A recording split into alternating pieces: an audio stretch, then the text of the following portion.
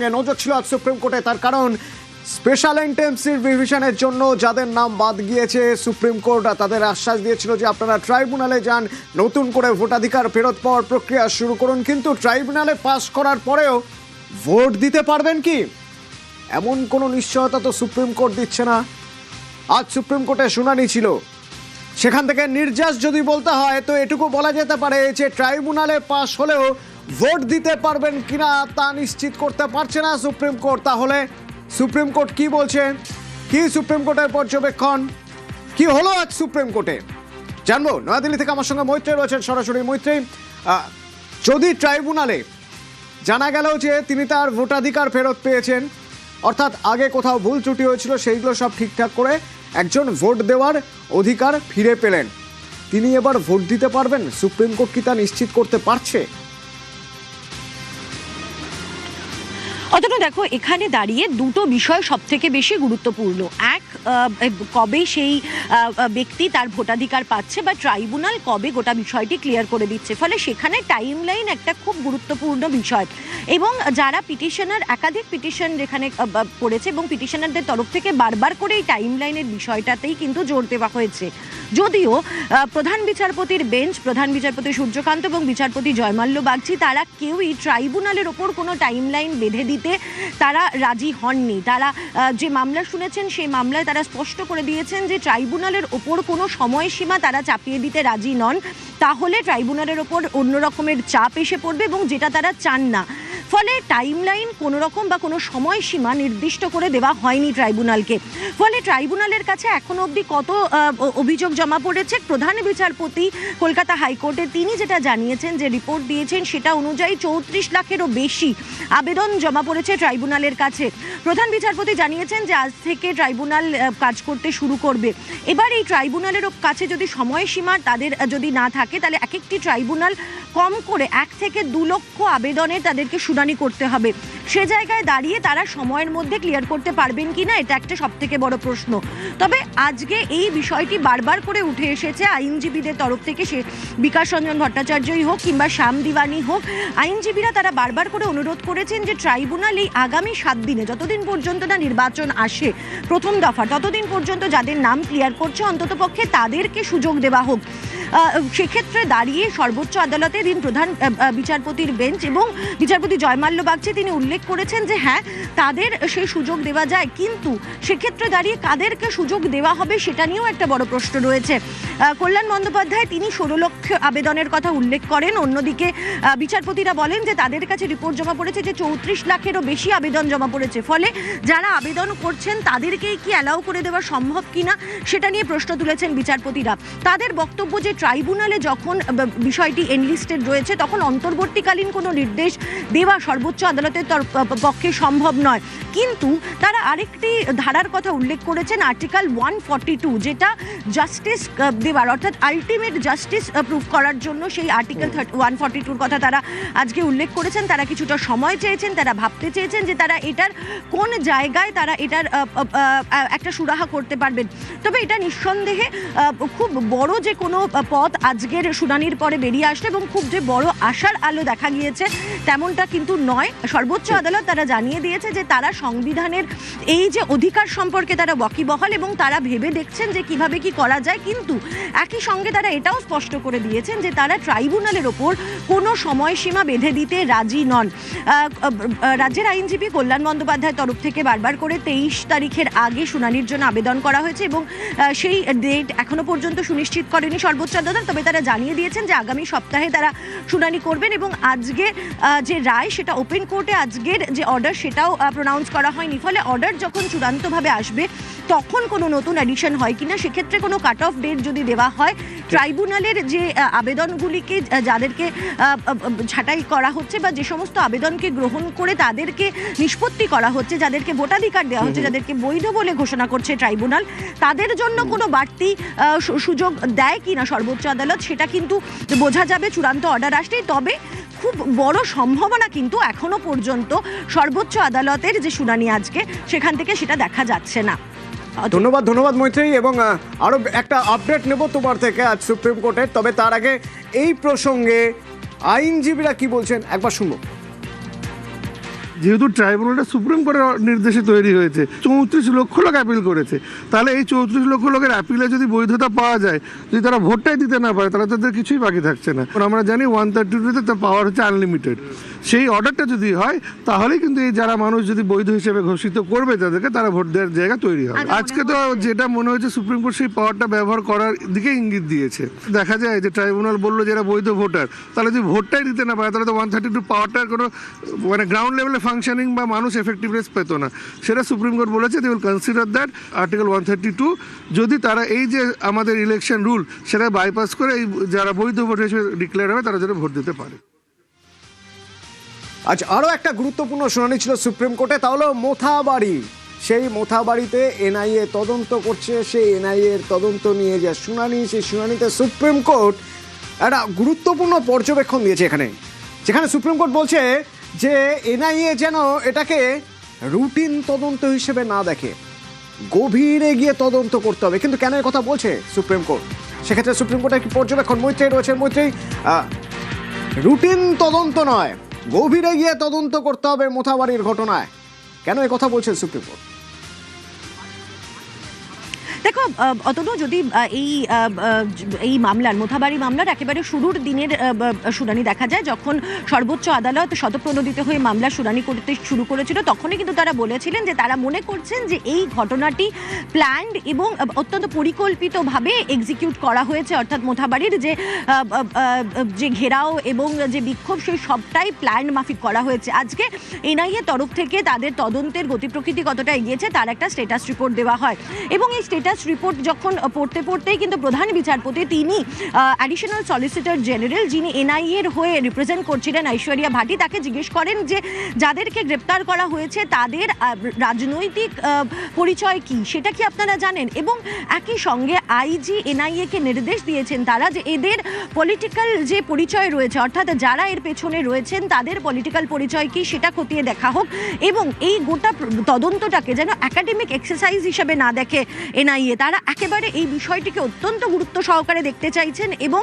এই তদন্তে তারা একেবারে গভীরে যেতে চান যে মোথাবাড়ির যে ঘটনা ঘটেছে সেই ঘটনায় কারা বা কে কিভাবে জড়িত রয়েছে, তাদের কি মোটিভ ছিল, এমনকি তাদের রাজনৈতিক পরিচয় কি সেটাও জানতে চায় সর্বোচ্চ আদালত, এবং সেটা আজকে কার্যত স্পষ্ট করে দেওয়া হয়েছে এনআইএ কে নির্দেশ দেওয়ার মাধ্যমে। এর পাশাপাশি আজকে আরও একটি নির্দেশ সর্বোচ্চ আদালতের তরফ থেকে দেওয়া হয়েছে যে যতদিন না পর্যন্ত নির্বাচন শেষ হচ্ছে, অথবা এই আদালত মনে করছে, সর্বোচ্চ আদালতের তরফ থেকে নির্দেশ দেওয়া হচ্ছে, ততক্ষণ পর্যন্ত জুডিশিয়াল অফিসারদের যে সুরক্ষা দেওয়া হয়েছে সেই সুরক্ষা প্রত্যাহার করা যাবে না, এবং যদি প্রয়োজন মনে হয় তাহলে তাদের যদি আরও কোথাও কোনো ঝুঁকি মনে হয় তাহলে তাদের সেই সুরক্ষার অ্যানালিসিস করতে হবে এবং প্রয়োজনে সুরক্ষা বাড়াতে হবে। সেই নির্দেশও কিন্তু আজকে স্পষ্ট করে দিয়েছে সর্বোচ্চ আদালত। অতনু, ধন্যবাদ মৈত্রী।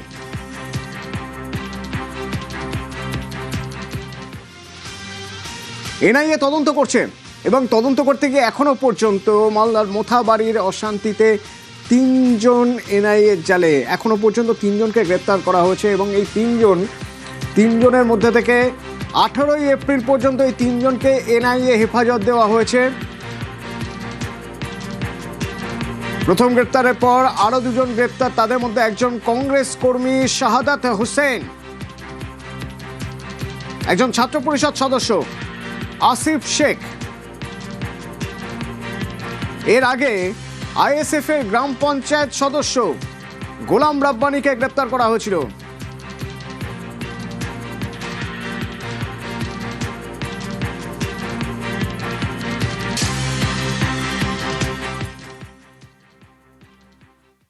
এদের যে রোল সেটা আমরা কোর্টকে বলেছিলাম, এবং কোর্ট সেটা পিসি চেয়েছিলাম 7 দিনে।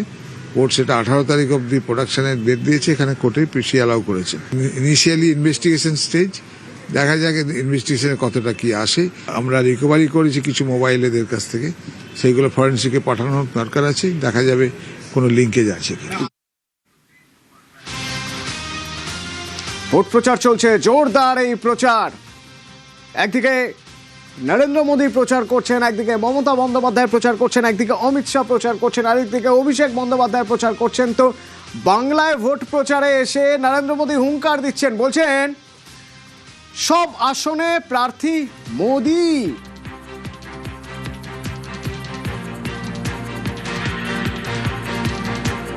बंगाल के चुनाव नतीजे बंगाल का भविष्य तय करेंगे। आप सब मेरे लिए मोदी है, ये सभी उम्मीदवार ये भी मोदी है।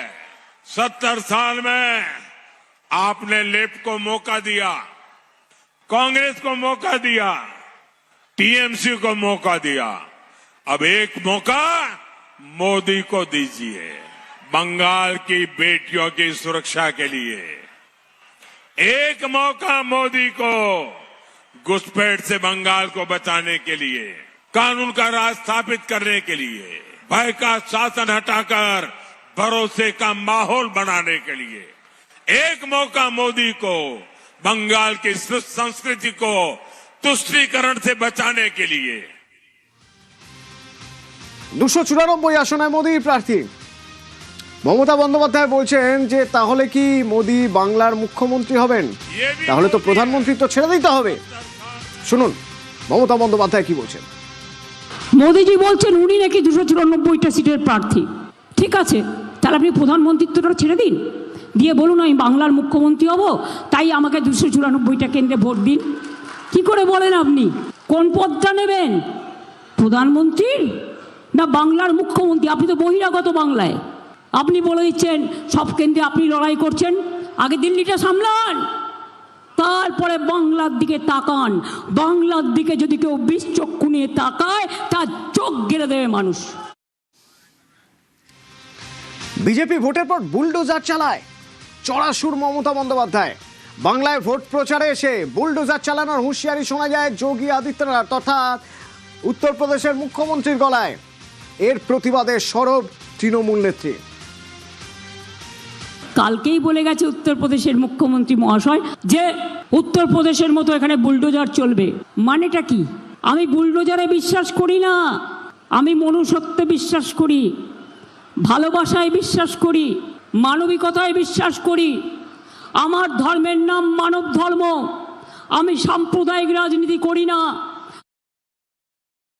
ये जो बुलडोजर खड़े हैं ना, ये बुलडोजर सड़क ही नहीं बनाता है, माफिया की पसली भी तोड़ता है, खूब तोड़ता है। बेटी और बहन की इज्जत पर हाथ डालने वाले गुंडे के पसली को मचल डालता है ये बुलडोजर।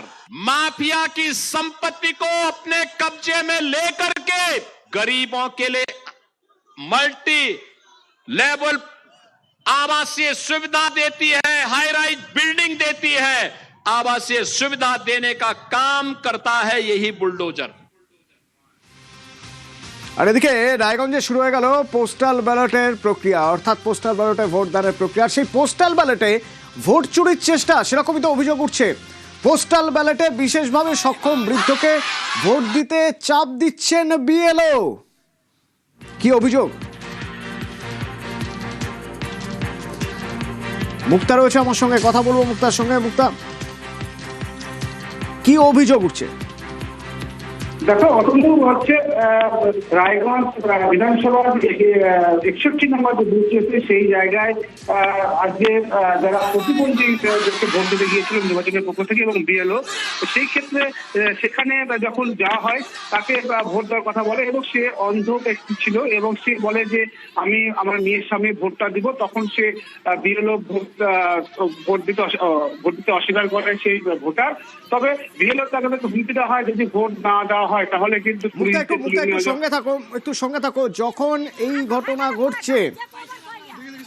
ঘটনা ঘটছে বিএলও গিয়েছেন, অভিযোগ উঠছে বিএলও গিয়ে তিনি ওই বিশেষ ক্ষমতা সম্পন্ন, তাকে বলা হচ্ছে যে বাকি সবাই চলে যান, আপনি ভোট দেবেন এবং আপনি একা থাকবেন, আপনাকে ভোট দিতে হবে। বাকিরা যখন সেখান থেকে সরে যেতে রাজি হননি তখন অভিযোগ উঠছে, তাদের চাপ দেওয়া হচ্ছে। কি অভিযোগ উঠছে? সে সময় অসুস্থ হয়ে পড়েন ওই ভোটারের স্ত্রী। তাকে যখন হাসপাতালে নিয়ে যাওয়া হচ্ছে তখন ওই ভোটারের মেয়ে কি অভিযোগ করছেন শুনুন। বলছে কি আমাকে নাকি ভোট দিতে লাগবে, না দিলে এদেরকে তুলে নিয়ে যাবে। আমি দিব, আমার মা অসুস্থ, দেখতে পাই না। বলছে না ওনাকে দিতে হবে, ওনাকে না দিলে আমি না ওদেরকে উঠিয়ে নিয়ে যাবো।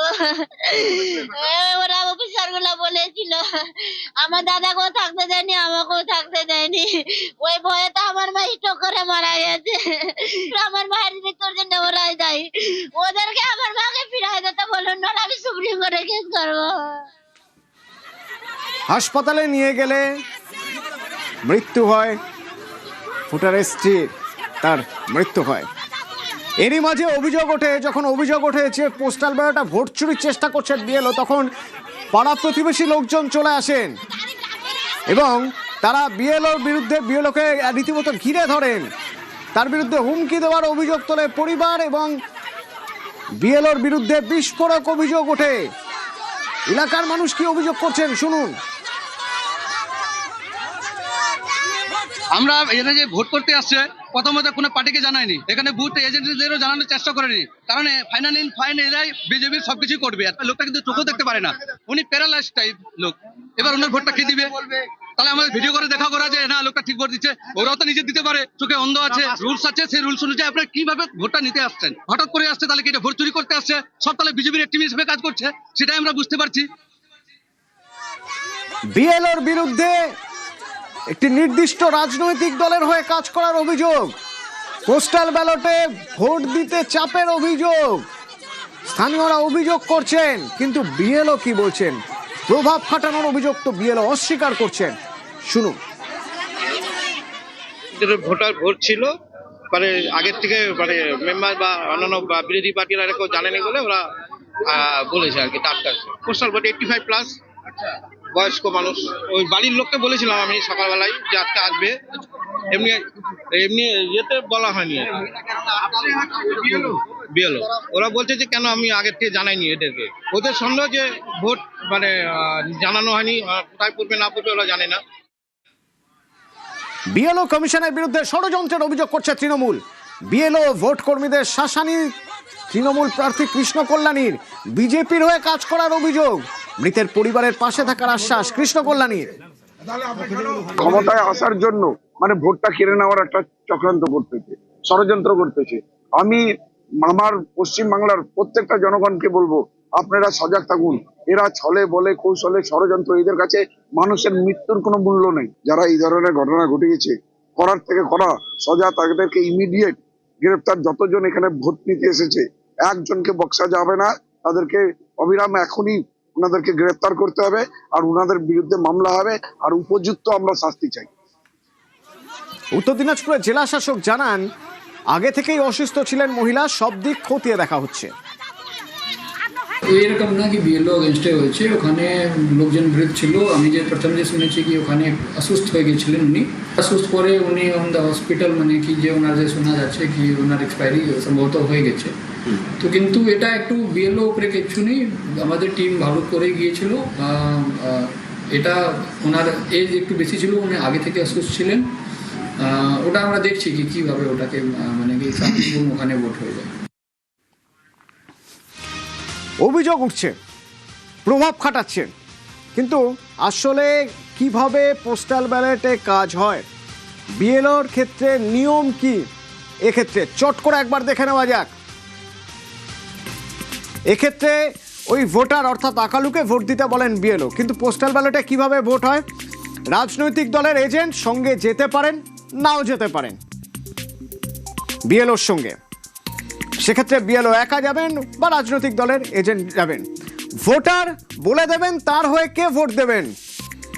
তখন বিএলও জানতে চাইবেন সংশ্লিষ্ট ওই ব্যক্তি আপনার হয়ে ভোট দেবেন তো,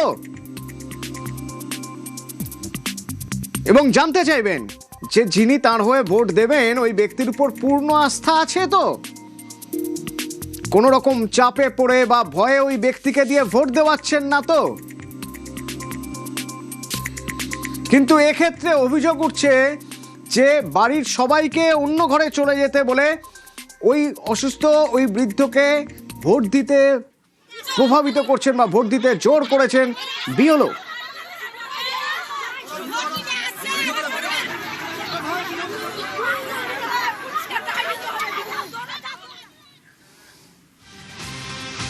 নয়ডার ছবি দেখাবো, দফা দফায় উত্তেজনা ছড়িয়ে পড়ে নয়ডায়। 3 দিন আগের ঘটনা, সেখানে শ্রমিক বিক্ষোভ শুরু হয়, শ্রমিকরা ধর্মঘট শুরু করেন, কিন্তু তারপর আজ দেখা গেল তারা রাস্তা অবরোধ করে ফেলেছেন। বেতন বৃদ্ধির দাবিতে লাগাতার বিক্ষোভ চলছিল, আর আজ গুরুত্বপূর্ণ কিছু রাস্তা হাইওয়ে অবরোধ, পুলিশ বিক্ষোভকারীদের খণ্ডযুদ্ধ, পুলিশকে লক্ষ্য করে ইট ছোড়া হয়। এবং তারপর বিক্ষোভকারীদের ছত্রভঙ্গ করতে পুলিশের লাঠি। অবরুদ্ধ হয়ে পড়ে রাস্তা, জাতীয় সড়ক অবরুদ্ধ হয়ে পড়ে নয়ডা।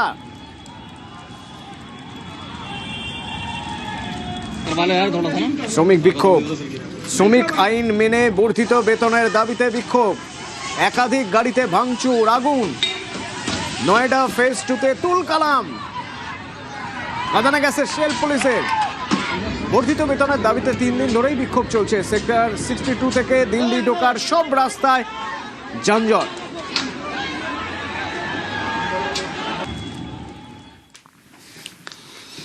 আর এবার মুম্বাইয়ের ছবি, মুম্বাইয়ের শিবাজি পার্ক, সেখানে শেষকৃত্য প্রয়াত আশা ভোসলে। আজ দুপুর থেকে যদি আমরা ছবিটা দেখি, আজ সকাল 10টা থেকে দুপুর 2টো পর্যন্ত লোয়ার প্যারেলে নিজের বাসভবনে শায়িত ছিল তার নশ্বর দেহ। কাচের কফিনে রাখা ছিল তার দেহ, তিরঙ্গা পতাকায় আবৃত, পাশে সাদা ফুলের তোড়া। প্রয়াত আশা ভোসলেকে রাষ্ট্রীয় মর্যাদায় সম্মান জানানো হয়। শেষবার তাকে দেখতে উপস্থিত ছিলেন তার